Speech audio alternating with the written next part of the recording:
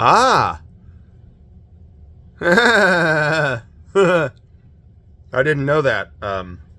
You can, I did this. I was like, I saw this little hair. And I was trying to determine if it was coming out of my ear or if it was a beard hair. I think it's a beard hair.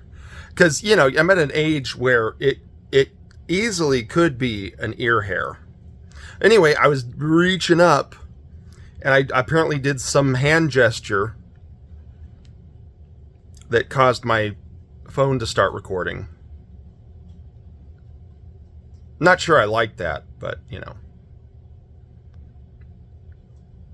Happy Pride Month, everybody. What am I playing?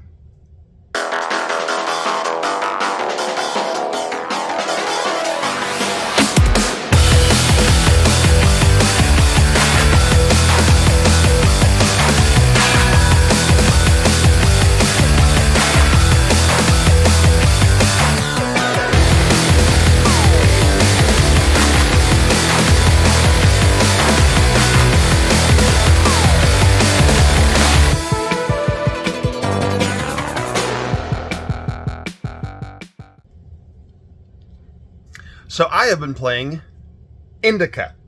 It's an independent game by a group of Russian developers who actually fled Russia in protest of their invasion of Ukraine.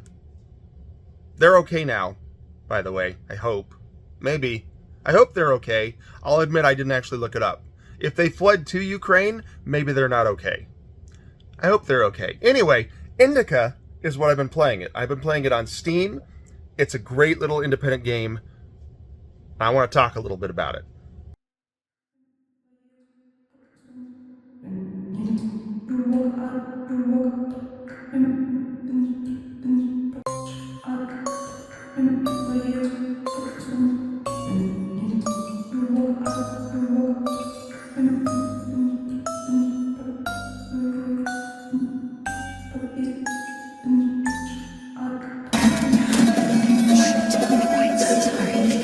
Forgive me.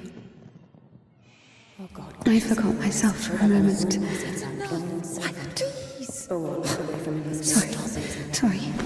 Sorry, I didn't mean to.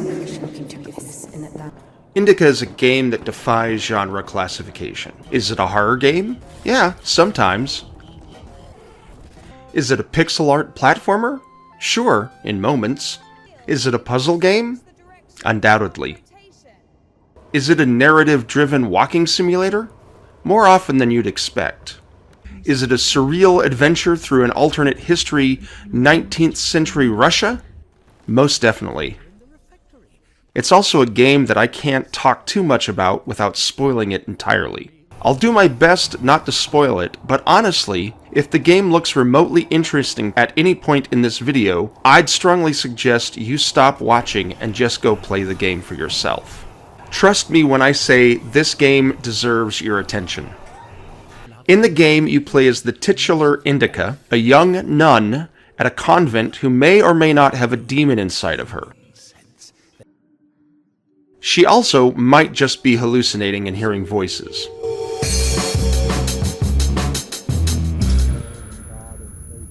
One day, she is tasked with delivering a letter, and this launches her into an adventure through surrealist landscapes and strange encounters. She gets mixed up with an escaped prisoner, and the two of them spend much of the game discussing religion and philosophy. The game wants you to think about subjects of free will, determinism, faith, logic, and whether or not living a pious life is worthwhile. As far as gameplay is concerned, it's all over the place. Much of the game is played in the third person, controlling modern-day INDIKA. But in flashbacks to INDIKA's youth, it becomes a 2D pixel art with platforming sections and RC car-style racing.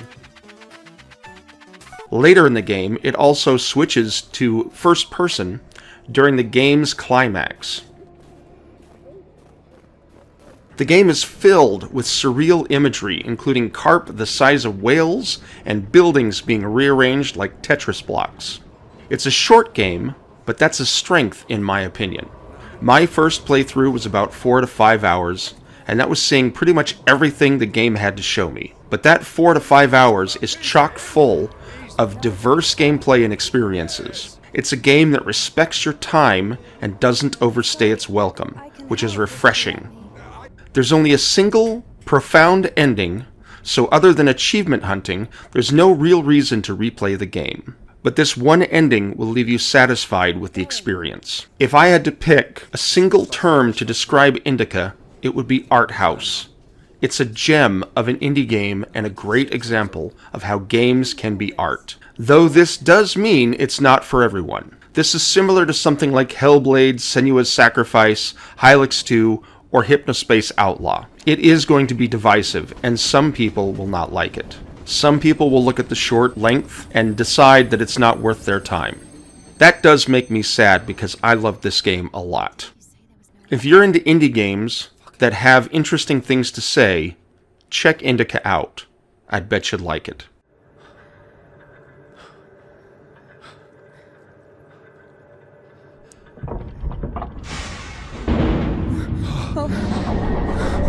What's it doing? Fuck! Fuck!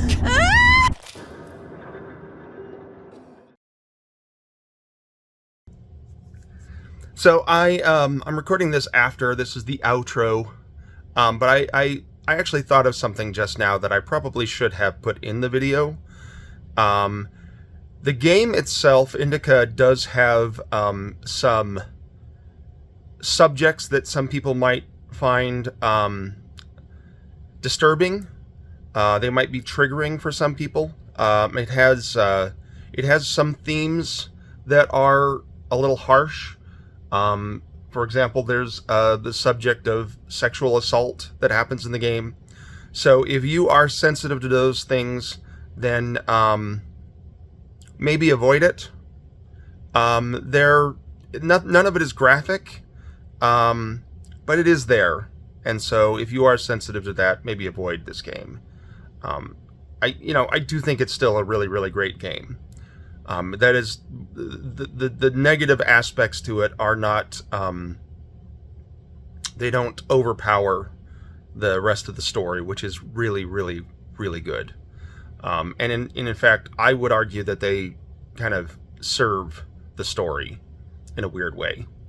But if you are sensitive to that, then, maybe pass this game, or pass on this game. You can tell this is not scripted right here. This is me winging it. But I just thought of it, and I was like, I don't want anyone to, hear my glowing review and then go get it and then be, traumatized, because that would be awful. Anyway. Stay safe. See you all.